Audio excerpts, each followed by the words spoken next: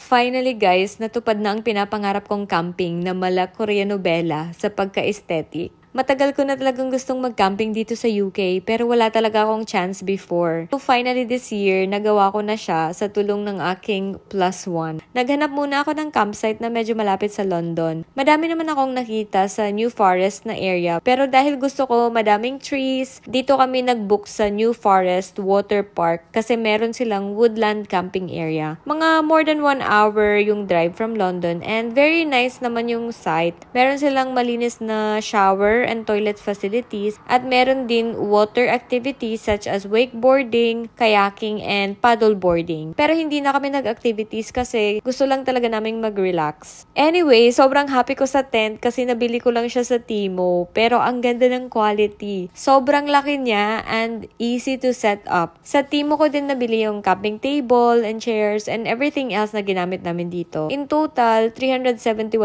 yung nabayaran namin sa mga gamit. Then, £70 sa campsite for 2 night stay. Bumili din kami ng kahoy for £15 para makapag-bonfire sa gabi. Tapos during the day, nagluto-luto lang kami, nagbahay-bahayan with nature, ganon. At nag-visit din kami sa village na malapit. Then after 2 days, nag-pack up na kami to go back to reality. Yun lang naman. We're going again in September kasi sobrang na-enjoy namin. Pero this time sa ibang campsite naman. But it's also another woodland camping. So I'm so excited.